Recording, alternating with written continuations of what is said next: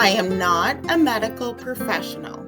If you believe you are experiencing a condition, please speak with your medical provider. My goal as a full-spectrum holistic reproductive practitioner is to bring more awareness to different conditions and how holistic care can support the body to heal.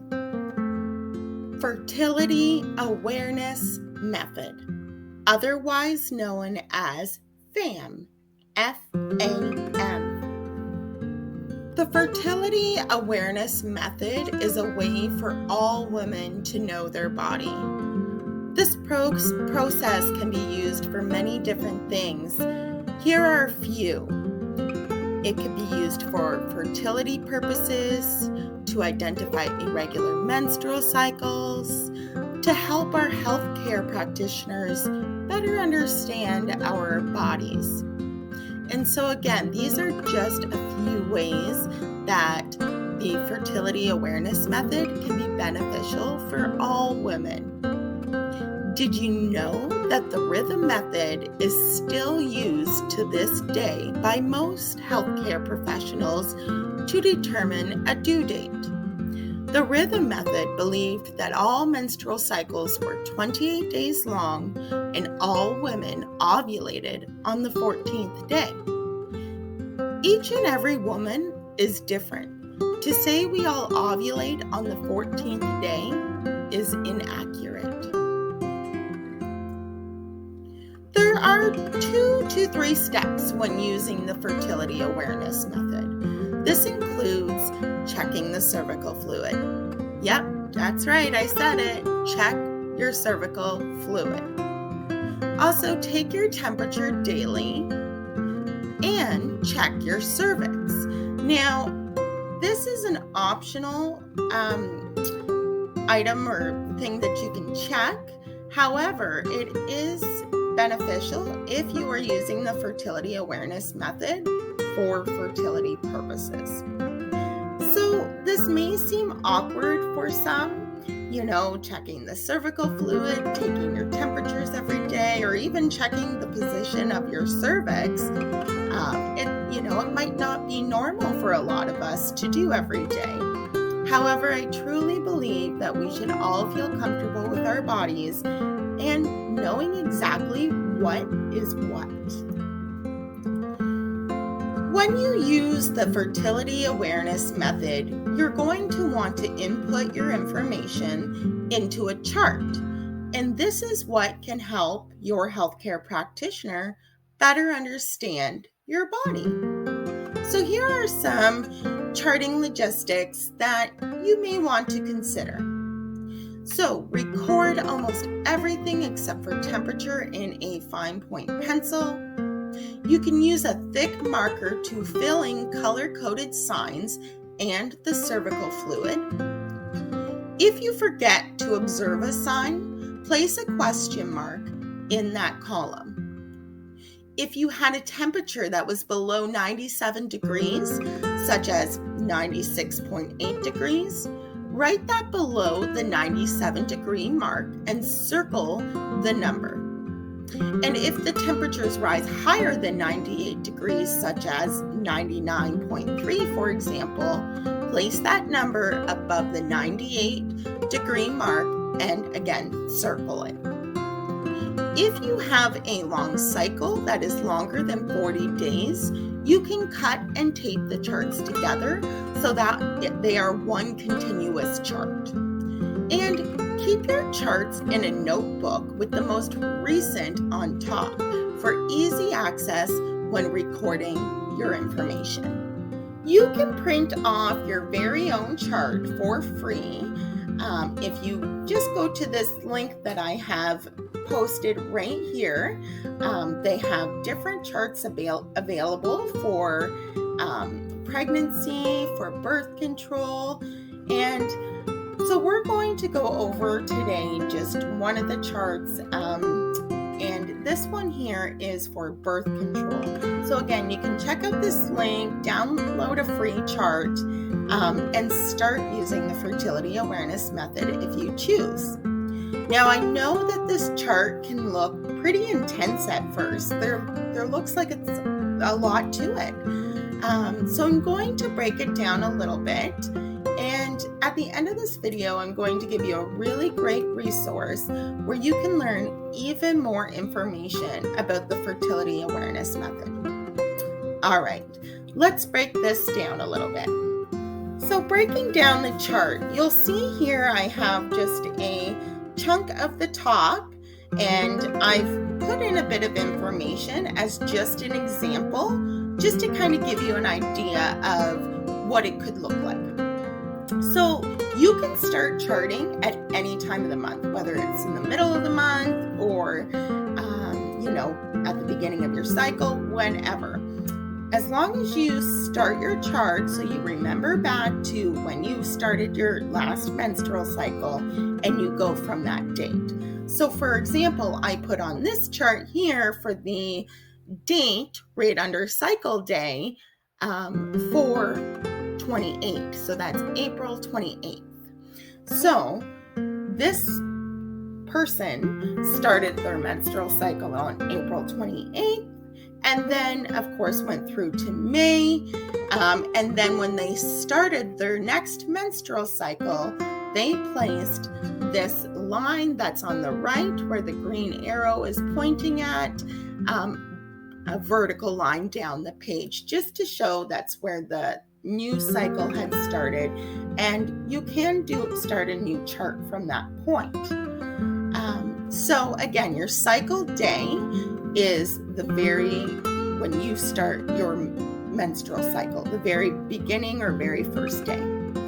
And then the date is just the day of it, of course. The day of the week is whether it's a Monday, Tuesday, Wednesday, Thursday, Friday, Saturday, or Sunday. And as you can see, you can put the acronym in there, so MTWRF, or you can even just put a little dot for Saturday and Sunday. Again, just to help you identify the dates and the day of the week and all that. Now, I also have here temp was taken, so we're going to get into temperatures shortly, but you will see it says 8 a.m. So again, you're going to want to record the time that you take your temperature. Like I said, we'll get into that in just a little bit, but let's start off with the top where we're just talking about the dates and the cycle day and the day of the week. Cervical fluid. So it's important to know that cervical fluid and discharge are two different things. Discharge would be caused by an infection, as where cervical fluid is a normal part of our daily lives. And by charting and using the fertility awareness method, we will know when we see that fluid that it is perfectly normal. So there are different types of cervical fluid. It can range from sticky to creamy to egg white. Fertile quality cervical fluid will usually form a circular shape in the underwear, while non-wet, so more sticky cervical fluid will usually look more rectangular. Egg white cervical fluid is the most fertile quality cervical fluid. So charting your cervical fluid. Again, remember that day 1 of the cycle is the first day of red menstrual bleeding. You're going to record the most fertile or wet quality cervical fluid of the day, even if you are dry all day except for one single observation. Also, record the wettest vaginal sensation you notice throughout the day, and treat all signs of semen or residual spermicide as a question mark in the cervical fluid row. Excuse me. So I have here this is just an example to show you of these symbols that you could use on one of these charts. So you see here birth control method used. You could input if you use birth control, a certain day of your cycle. You can circle a certain day for intercourse if you had intercourse on that day. And then we get down into the egg white, creamy, period, spotting, dry, or sticky columns or rows. And so in here, this is where you're going to put whether you observed if that fluid was dry or if it was egg whitish or creamy, or if you've started your period or if you're spotting. So if you notice spotting, you would put what looks almost like a bullseye in the little box. And then as soon as you notice the period starts, so the red bleeding, you're going to put a dot. If it seems dry, you're just going to put a dash to indicate that it was dry. Now, if you notice egg white, creamy, or sticky, you're going to fill the box in with whatever you noticed, whether creamy, sticky, egg white, whatever it was. And you want to check this throughout the day. So you can do this when you're going to the washroom or just whenever you have that sensation. Temperatures can be very informative. However, without checking at least the cervical fluid, we should never rely on just our temperatures alone.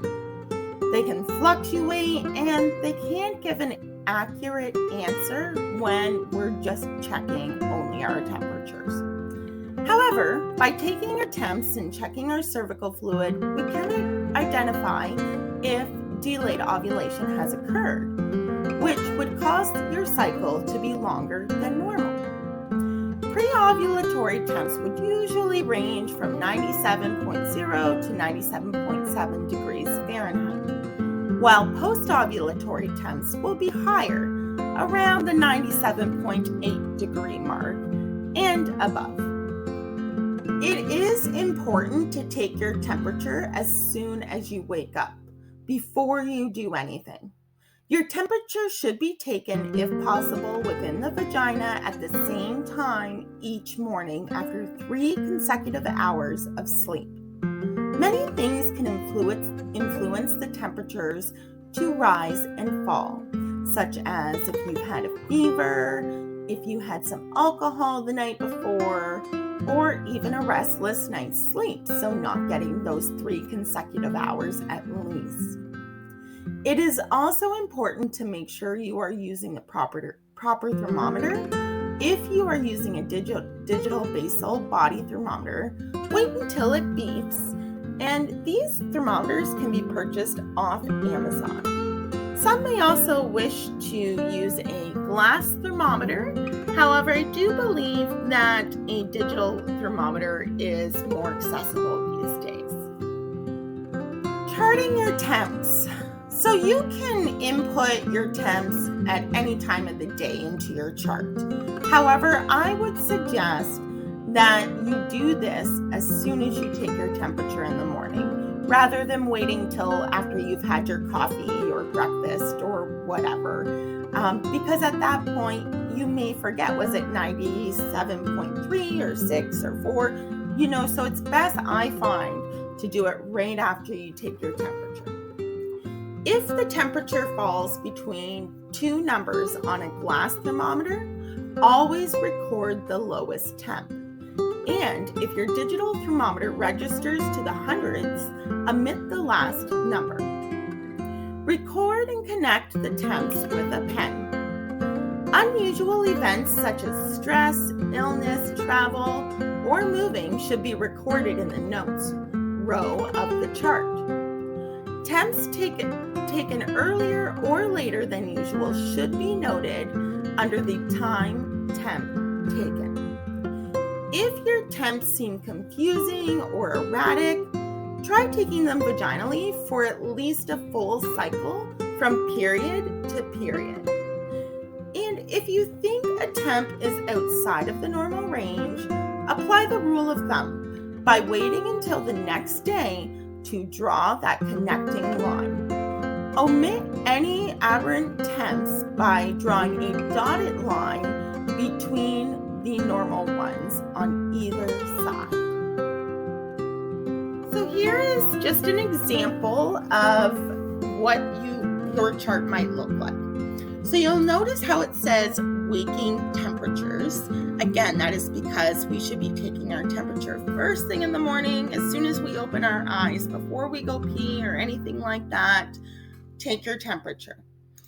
And again, make sure this is after 3 consecutive hours of sleep. So let's say you take your temperature and it's, 98.2 or 98.9 or 8 or 7. So you would go, and you can see here just under the peak day row, the numbers are a bit tiny, but it says 98. And so if it was, say, for example, 98.2, you would circle the 2. If it was 98.9, you would circle the 9, and so on and so forth. If it was 97, say 0.4 or 0.5 or whatever, it will say 97 at the bottom here. You can't quite see it in this photo. However, it will say 97. And then again, like I said, if it's 0.4 or 5 or whatever it would be, you just circle that number. And remember, if it falls below 97 or above 98, write that number below the 97 or above the 98 and circle it. Checking the cervix. Okay, so this is optional, although if using the fertility awareness method for fertility purposes, this may be something you wish to do. Checking the cervix is actually quite simple. You can use the acronym SHOW. So S for softness, H for height, O for opening, and W for wetness.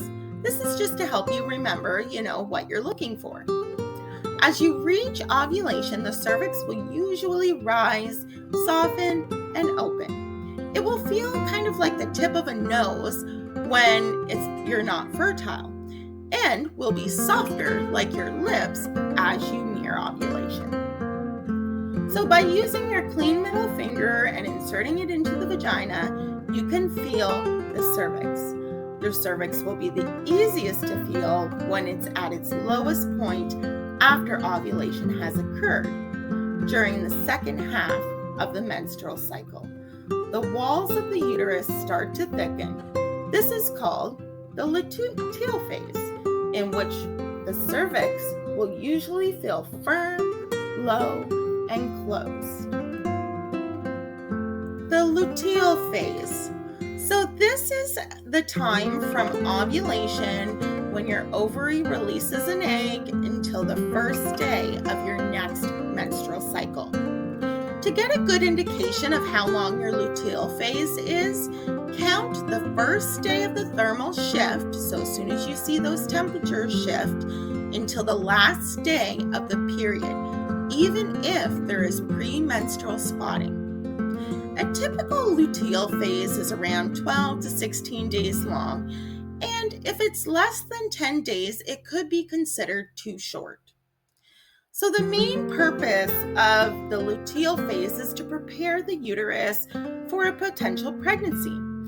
If the egg that was released becomes fertilized by the sperm within the fallopian tube, it will eventually implant into the uterine lining, causing pregnancy to occur. And if the egg does not get fertilized, well, then menstruation will begin. And so you can see in the chart that I have here below, this is again just a little screenshot of a chart that I have filled in. So it's all just based off example, but you can see the peak day count, the temp count, and luteal phase.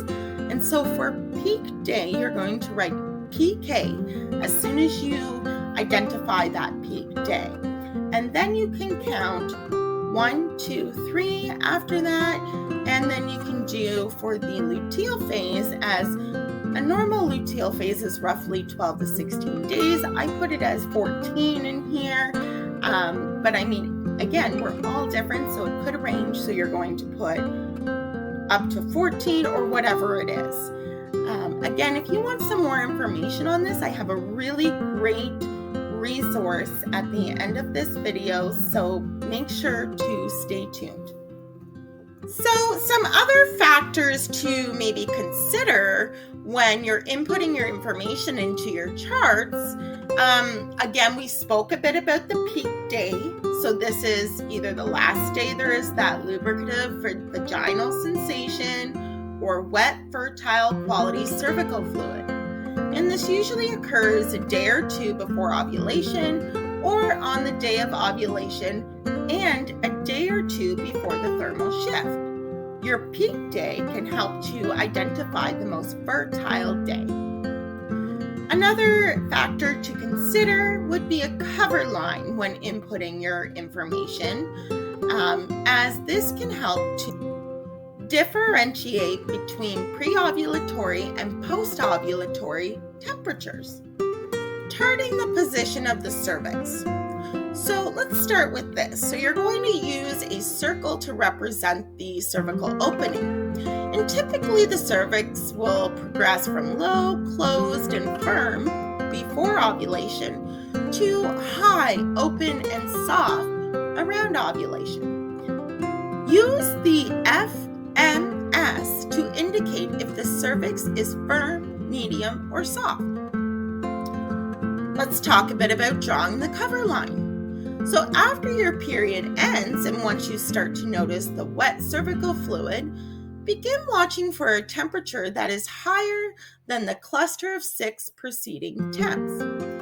Identify the first day your temperature rises at least 0.2 of a degree above the highest in the cluster of the preceding 6 temperatures. Look back and highlight those last 6 temperatures before the rise. Draw the cover line 1/10 above the highest of the cluster of 6 highlighted days preceding that rise. And then a little bit more on identifying your peak day.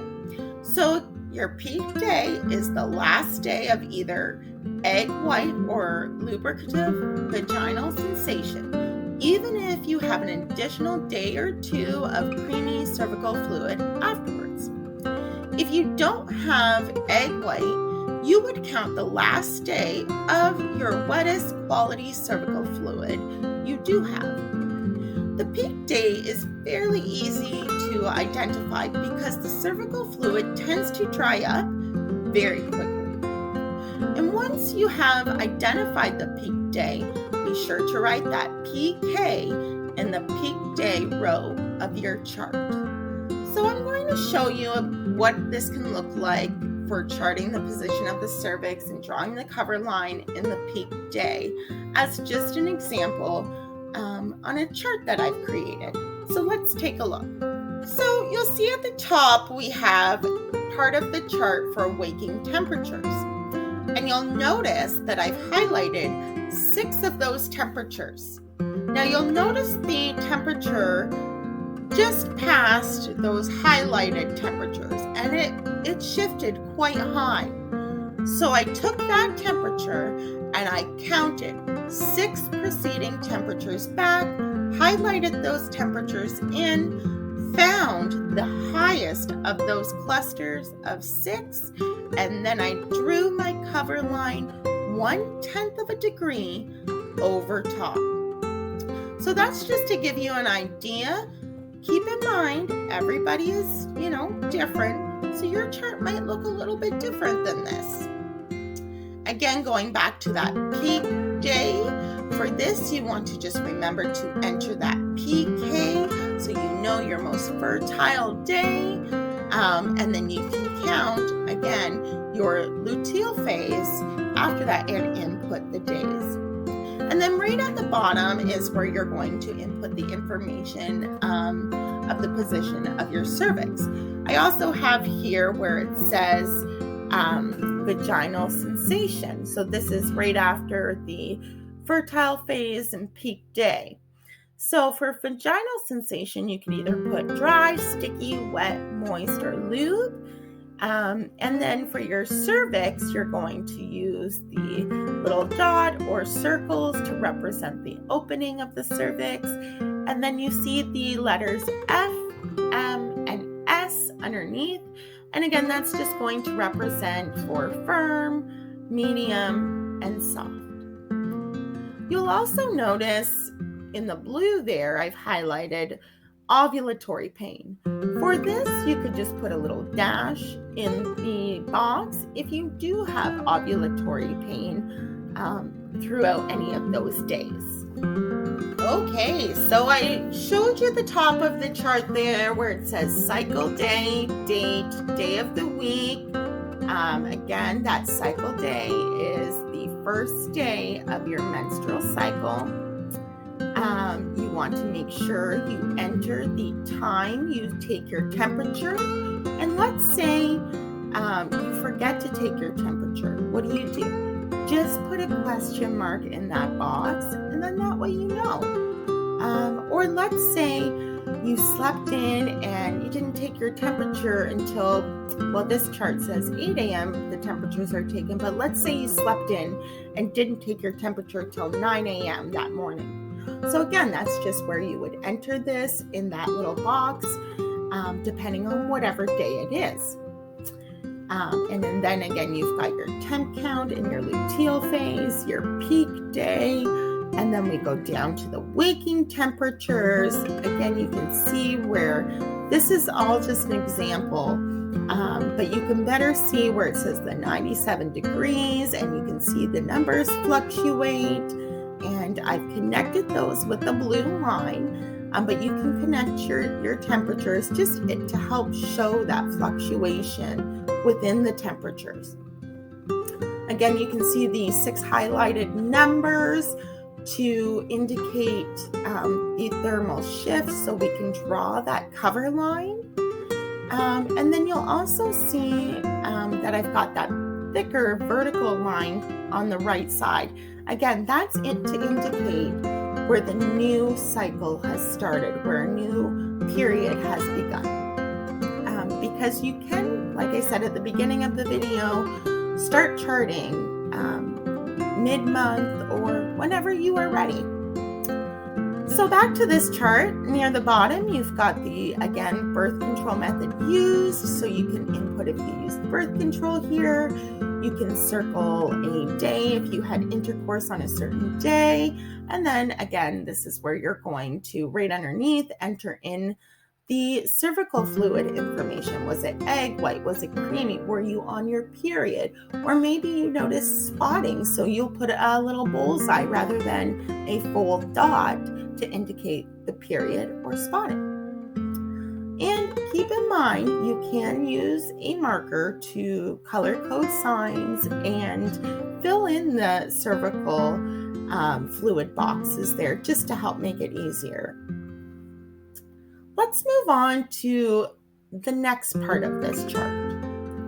Okay, so here you have, again, where you're going to input the information of the vaginal sensations, the information of the position of your cervix, and more. So let's start at the top here. We've got vaginal sensations. So you can put dry, sticky, wet, moist, lube, whatever you're noticing throughout that day. And then again, with the cervix, you're going to use the circles to represent the opening and the FSM to represent the firmness, or if it's medium or soft. And then you've got the ovulatory pain, again, where you could just put a dash if you notice throughout any of the days that you are charting, you have ovulatory pain. You'll also notice in the green here that it's got a bigger area where you can put a description of your cervical fluid. So was it sticky? Was it creamy? Was it egg white? And you can tell, if it's egg white, it's going to be more stretchy. If it's sticky, it's going to, if you try to stretch it and between your two fingers, it's just going to break apart very easily. So you can put this information within each of these columns for whatever day it is. And again, this is just to help you identify each day what your body is doing. Now, near the bottom of this chart, it's got a place where you can put information on herbs, vitamins, and supplements if you are taking any. If you're doing any exercise, so maybe you've got a routine you do each day for exercise, you can put that in there. And then, of course, it has a spot for notes. So this could be maybe if you went on a trip, or you're under a lot of stress, maybe you're moving, or a special event has occurred. So you can input that information there to help you identify why something in your chart might be a bit off looking to you. So again, this is just very briefly describing the fertility awareness method. There is so much more to it, and there are so many benefits, no matter your age, whether young or older. It can be very beneficial for us to chart, just to know our bodies, even understanding the fertility awareness method, so we can teach others about how amazing and important this method can be for us. So I mentioned earlier there that I had a really great resource, and this is it. This is what got me started on the fertility awareness method. This was one of the first books I read for my full spectrum holistic reproductive practitioner course that I took. And I have to say, I would recommend this book to anyone. It is available on Audible, and you can also purchase it on Amazon. And again, it is such a great book. It's a bit of a read. There's a lot of information in it, but I would highly recommend all of us women grab a copy of it, and take a read and just look through it, because there's some really interesting information. It goes into more detail about the quality of our cervical fluid, and birth control, and much more. So really a great read, and I would highly suggest checking this out, Taking Charge of Your Fertility. Now, you can also check out the website, which is where you can download your chart, which is free, for Taking Charge of Your Fertility, which is tcoyf.com. So check it out, go download your free chart, and if you can, order yourself a copy of the book, or see if, maybe your library has a copy or something like that, because this is a great read. I would highly suggest to anybody that has daughters growing up in this world, read this and talk to them about it, and explain to them, because we don't have to use this charting for fertility purposes. We can use charting to understand our body, understand that these fluids are normal, understand that we have temperatures that change, and they change for a reason. Understand that, our cervix can change position. Now, this is something, that is optional, the position of your cervix. So maybe if you're talking to a young woman who's going through puberty, this might be something you want to leave out, or, that's not necessary to talk about, because maybe you don't want to use this for fertility purposes. But again, even just to learn about our menstrual cycle, and what is normal for our bodies to go through, it is very beneficial to chart and learn more about taking charge of your fertility. And again, the author here is Toni Weschler. Okay, so check it out, have a good read, download your chart, and I hope you all found this video very informative. But again, there's so much more to it, so I look forward to you all taking the next step to taking charge of your fertility. Thank you all for taking this time to learn a bit more about the fertility awareness method. Please like and share this video, as I truly believe it is very important for us to know our bodies and what they are capable of. And so spread this video. Let's teach other women about this fertility awareness method, because it can be pretty amazing and beneficial for us. Also, make sure to subscribe to my channel, as I will be making more content, about holistic practices, our bodies, different conditions, all sorts of things. So stay tuned, follow along. I'm excited to bring more awareness to different practices and such and begin this journey. Also, if you would like more information on different holistic practices and whatnot, check out my website, as I am a full spectrum holistic reproductive practitioner. All you have to do is scan the little QR code and it'll take you right there to Holistic Health, Trust, Allow, Flow. This is my website where you'll find all kinds of information on different holistic practices. I've got a blog on there, and I'm also a reflexologist and a Reiki practitioner in levels 1 and 2 of Usui Reiki. And so if you would like to try a session out for yourself, you're welcome to book a session online or whatnot. So have a look, see if you find anything that resonates with you. And again, thank you all so much for taking this time with me today. I hope you all have a lovely rest of your day.